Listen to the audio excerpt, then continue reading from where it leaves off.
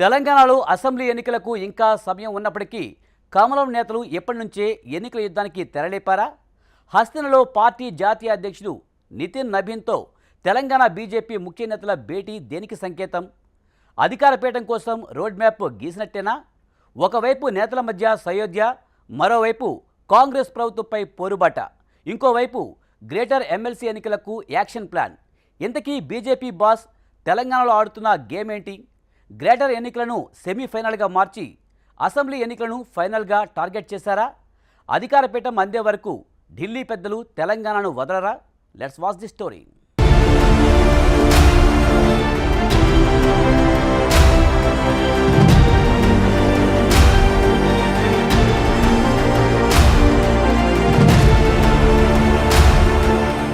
అసాధ్యం అనుకున్న రాష్ట్రాలు కూడా బీజేపీ ఖాతాలో చేరాయి. ఇక నెక్స్ట్ టార్గెట్ తెలంగాణ అంటోంది కాషాయ దళం. ఈసారి తెలంగాణలో వికసించే తీరాలని కంకణం కట్టుకుని మరీ ముందుకు సాగుతోంది. అందుకోసం ఆపరేషన్ కమలాన్ని వేగవంతం చేయాలని చూస్తోంది. ఇతర పార్టీలోని బలమైన నేతలకు గాలం వేసి మరింత బలపడాలని చూస్తోందట. గత పార్లమెంటు ఎన్నికలో సగం లోక్సభ సీట్లను గెలుచుకున్న పార్టీగా రానున్న రోజుల్లో ప్రభుత్వ ఏర్పాటుకు ప్రత్యామ్నాయ రాజకీయ శక్తిగా మారాలని చూస్తోంది. బీజేపీ పట్ల ప్రజలు సానుకూలంగానే ఉన్నారని, క్షేత్రస్థాయిలో కష్టపడే క్యాడర్ కూడా ఉందని, నాయకత్వం సరైన దిశానిర్దేశంతో ముందుకు సాగితే లక్ష్యాన్ని ముద్దాడటం కష్టమేమీ కాదన్న నమ్మకంతో ఉంది. విభేదాలను పక్కనబెట్టు ఐక్యంగా ముందుకు సాగు అన్న నినాదంతో ప్రణాళికలు రచిస్తోంది.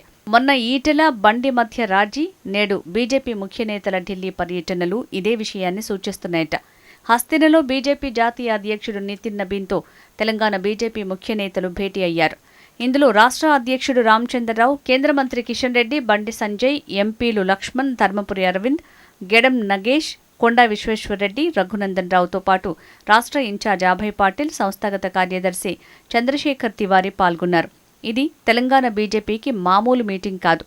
వచ్చే ఎన్నికల కోసం బిగ్ బ్లూ ప్రింట్ కసరత్తు అన్నది కమలం నేతల మాట. తెలంగాణలో పార్టీ సంస్థాగత బలోపేతంపై సుదీర్ఘంగా చర్చ జరిగిందట. అధికారం సాధించాలి, అందుకోసం ఇప్పటి నుంచే క్షేత్రస్థాయిలో పనిచేయాలి. ఇదే నితిన్ నబీన్ రాష్ట్ర నేతలకు ఇచ్చిన స్పష్టమైన దిశానిర్దేశం.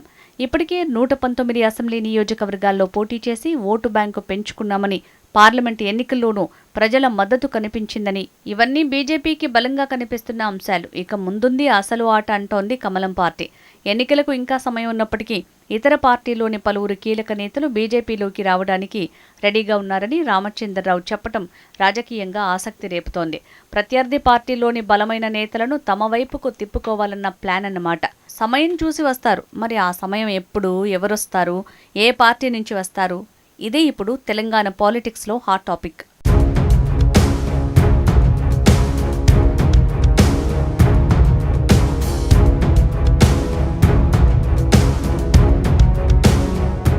ఇక బీజేపీలో అంతర్గత విభేదాలపై కూడా రాష్ట్ర అధ్యక్షుడు క్లారిటీ ఇచ్చారు. విభేదాలు లేవు, అభిప్రాయ భేదాలు మాత్రమే అంటున్నారు.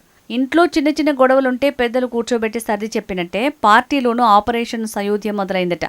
ఇటీవల బండి సంజయ్, ఈటెల రాజేందర్ మధ్య రాజీ కుదిరింది. అంతటితో ఆగకుండా బండి సంజయ్ ఇంట్లో నేతల వరుస భేటీలు కూడా ఇదే వ్యూహంలో భాగంగా కనిపిస్తున్నాయి. ఇక బీజేపీ వ్యూహంలో మరో కీలక మెట్టు గ్రేటర్ హైదరాబాద్. అసెంబ్లీ ఎన్నికలకు ముందు జరిగే గ్రేటర్ ఎన్నికలను సెమీఫైనల్గా చూస్తోంది. అర్బన్ ఏరియాల్లో బీజేపీకి అనుకూల వాతావరణం ఉంటుందనే నానుడిని నిజం చేసేందుకు ప్లాన్ వేసిందట. గత జీహెచ్ఎంసీ ఎన్నికల్లో అనూహ్యంగా 48 డివిజన్లు గెలిచి ఆనాటి కేసీఆర్ ప్రభుత్వానికి గట్టి షాక్ ఇచ్చింది బీజేపీ. ఈసారి అంతకంటే రెట్టింపు స్థాయిలో గ్రేటర్లో 3 మేయర్ పీఠాలు గెలిచి వచ్చే అసెంబ్లీ ఎన్నికలకు శంఖారావం పూరించేందుకు దూకుడు పెంచినట్టు రాజకీయ వర్గాల్లో చర్చ జరుగుతోందట. అందుకే క్షేత్రస్థాయిలో క్యాడర్ను యాక్టివ్ చేయాలి, బూత్ను బలోపేతం చేయాలి, ప్రజల్లోకి వెళ్లాలని చెప్పారట. జీహెచ్ఎంసీ ఎన్నికలతో పాటు అసెంబ్లీ ఎన్నికల్లోనూ తెలంగాణలో ఏ పార్టీతోనూ పొత్తు లేదు, ఒంటరిగానే పోటీ చేస్తామని రామచంద్రరావు కుండబద్దలు కొట్టేశారు. జనసేన జాతీయ స్థాయిలో ఎన్డీఏలో భాగస్వామి అయినా తెలంగాణలో మాత్రం పొత్తు ఉండదని స్పష్టం చేశారు. అంటే దోస్తీ ఢిల్లీలో ఉండొచ్చు, కానీ తెలంగాణ గల్లీలో మాత్రం ఫైట్. మరోవైపు త్వరలో జరిగే పట్టభద్రుల ఎమ్మెల్సీ ఎన్నికలపైన కమలం పార్టీ కన్నేసింది.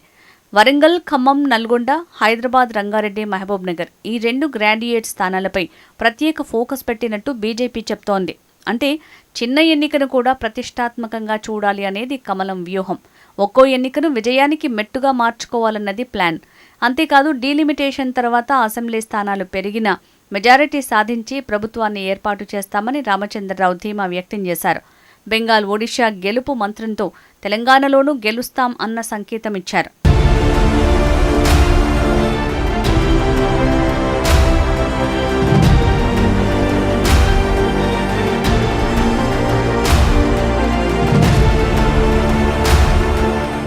అయితే కేవలం ఎన్నికల వ్యూహంతోనే అధికారం వస్తుందా అంటే కష్టం.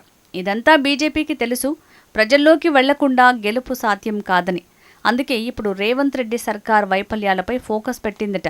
గ్యారంటీ హామీలను అమలు చేయటంలో విఫలమైందని బీజేపీ ఆరోపిస్తోంది. అవినీతి పెరిగిపోయిందని విమర్శిస్తోంది. ఇకపై ప్రభుత్వ వైఫల్యాలను గ్రామం నుంచి నగరం వరకు తీసుకువెళ్లాలని జాతీయ నాయకత్వం దిశానిర్దేశం చేసినట్టు తెలుస్తోంది. ముఖ్యంగా పాదయాత్రలు, బస్సు యాత్రలు, ప్రజా సమస్యలపై ఆందోళనలు, ఇలా వరుస కార్యక్రమాలతో క్యాడర్ని రోడ్డుపైకి తీసుకురావాలి అన్నది వ్యూహంగా కనిపిస్తోంది. అదేవిధంగా కేంద్ర ప్రభుత్వ సంక్షేమ పథకాలను ప్రజల్లోకి తీసుకువెళ్లాలని సూచించారట. ఒకవైపు పార్టీ ఆఫీసులో వ్యూహం, మరోవైపు ప్రజల్లో పోరాటం, ఇంకోవైపు ప్రత్యర్థి పార్టీల నుంచి వలసలు. 3 ట్రాక్లపై బీజేపీ రాజకీయం నడపబోతోందన్నమాట. 937 మండలాల్లో సంస్థాగత బలోపేతం చేస్తున్నామని బీజేపీ చెప్తోంది. ఇక ప్రతి 3 నెలలకొకసారి జాతీయ అధ్యక్షుడు తెలంగాణకు రావాలని నిర్ణయించుకోవటం కూడా పార్టీ అధినాయకత్వం తెలంగాణపై ఎంత ఫోకస్ పెట్టిందో తెలుస్తోంది. ఇప్పటికే నితిన్ నబీన్ తెలంగాణలో పర్యటించారు. కేంద్ర మంత్రులు వరుసగా రాష్ట్రానికి వచ్చారు. ఇప్పుడు హస్తినలో కీలక నేతలతో సమీక్ష. అన్నీ కలిపి చూస్తే తెలంగాణను బీజేపీ సీరియస్గా టార్గెట్ చేసింది అనే సంకేతాలు స్పష్టంగా కనిపిస్తున్నాయి.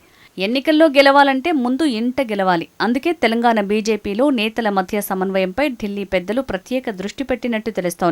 పాత బీజేపీ, కొత్త బీజేపీ అనే తేడా లేదంటున్నారు. ఇటీవల రాష్ట్ర వ్యవహారాల ఇన్ఛార్జ్ అభయ్ పాటిల్ నేతల మధ్య ఆపరేషన్ సయోధ్య సక్సెస్ అయినట్టు సమాచారం.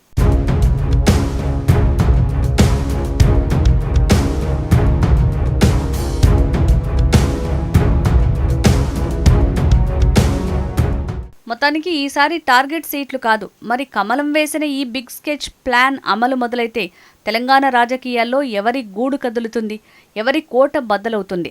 కమలం పార్టీ చెప్పినట్టుగా తెలంగాణలో అధికార పీఠం దక్కుతుందా, లేక ఢిల్లీ నుంచి వేసిన ఈ బిగ్ స్కెచ్ తెలంగాణ రాజకీయాల్లో మరో కొత్త ట్విస్ట్కు దారితీస్తుందా?